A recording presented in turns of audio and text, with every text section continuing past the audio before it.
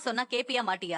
இல்லம்மா, இல்ல நான் சொல்லி பரமா, புரிய- இங்க பாரு, நான் அங்க சொன்னதுதான் இங்கேயும் சொல்றேன். 1000 இருந்தாலும் இளமதி ஒரு பொண்ணுடா. அவளுக்கு ஒரு நல்ல வாழ்க்கை அமைய போகுது. அத நாம கெடுத்துதான் இருக்க கூடாதுடா. இத பாரு, அவளோட கல்யாணம் நல்லபடியா நடந்து முடியற வரைக்கும் நீ அவ பக்கமே போ வேண்டாம். கொஞ்ச நாளைக்கு நீ நம்ம வீட்லயே இரு, புரியுதா? இருக்க வேண்டியதுதான். அந்த இளமதி உனக்கு கிடைக்கவே மாட்டா. அவளை மட்டும் இல்ல, வேற எவளையும் நீ கல்யாணம் பண்ணிக்க முடியாது. நீ கடைசி வரைக்கும் இப்படி ஒண்டி கட்டையாவே இருந்தாதான் எனக்கு நல்லது. நீ ஆகுற வரைக்கும் நான் சொல்ற வேலையெல்லாம் செய்யற என்னோட அடிமையா மட்டும்தான் இருக்க போறேன். என்னை ஏத்துக்கோ சண்டைக்கோழி. நிம்மதியா கல்யாணம் பண்ண வழி இல்லாம இப்படி ஆயிடுச்சு. ரிஷி, என்னப்பா டாக் போட்டு என்ன பண்ணிக்கிட்டு இருக்க? இல்லம்மா என்ன விஷயம் தம்பி? என் பேரு ரிஷி. அப்படியா? Sub inspector. சொல்லுங்க. ஆமா, நாம இதுக்கு முன்னாடி மீட் பண்ணிருக்கோமா? இல்ல, ஆனா உங்களை பத்தியும் உங்க சன் தினேஷ் பத்தி எனக்கு நல்லா உங்க பையன் சம்பந்தமா ஒரு முக்கியமான விஷயத்த பத்தி உங்ககிட்ட நீங்க எல்லாம் கிளம்புங்க. சார், நம்ம சைட்ல ஒரு சின்ன பிரச்சனை. நீங்க இப்ப கிளம்புங்க, அப்புறம் பேசி. உட்காருங்க தம்பி, உட்காருங்க. சொல்லுங்க என்ன விஷயம்? சன் தினேஷ்க்கு எதிராக தேவிங்கிற லேடியும் அவங்க பொண்ணு ரம்யாவும் ஸ்டேஷனுக்கு வந்து கம்ப்ளைண்ட் கொடுத்திருக்காங்க. என்ன சார் ஆச்சு? ஒன்னும் பிரச்சனை இல்ல, எல்லாத்தையும் நான் பாத்துக்கிறேன். நீ கன்ஃபார்மா கர்ப்பமா இருக்கியான்னு ஒரு டெஸ்ட் எடுக்கும். அதே சமயம் டிஎன்ஏ டெஸ்டும் எடுத்துக்கிட்டு அந்த ரிப்போர்ட்ஸ் எல்லாம் நீ சைன் பண்ணிட்டா போதுமா?